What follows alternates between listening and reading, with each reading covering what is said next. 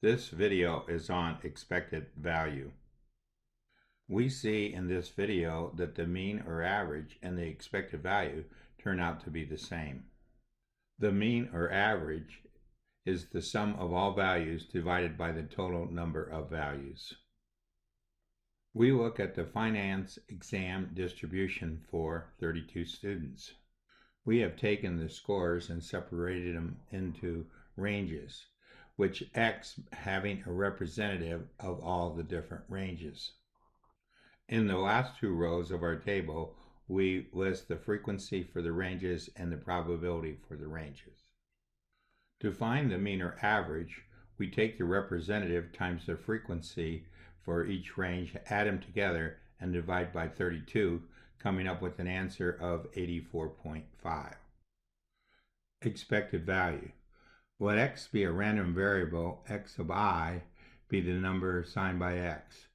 The expected value is where we take each x sub I times its probability and add them up.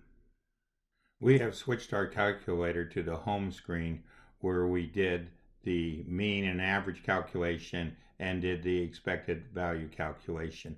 The expected value calculation is where we took each representative times its probability. If we go to the CAS view, we notice that the answer turned out to be a fraction. Shown here is a histogram of the table. The average is marked here to be 84.5 with this crosshair. The two ranges with a frequency of 0 are shown right here. Let's go to our calculator and see how we created the histogram. Go to the app key. The Stat1 view is already selected, so hit start. Whenever we work with an app, the data from before is already there. We enter the representative into D1 in ascending order. If we put it in the wrong order, we can use the sort command to switch it from descending to ascending. Then in D2, we put in the probabilities. So we're going to use this row and this row as D1 and D2.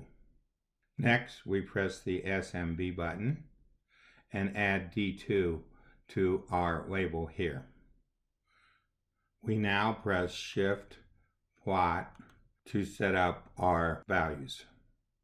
The H width is 5 for our intervals. The H range, we go from 5 under the 62, which is 57, to 5 over the 97, which is 102. For the X range, we go from 57 to 107. For the Y range, negative 1/8 to 3/8. For the X tick, we use 5, and for the Y tick, we use 1/8. We also make sure that labels is checked. Next, we press the block key.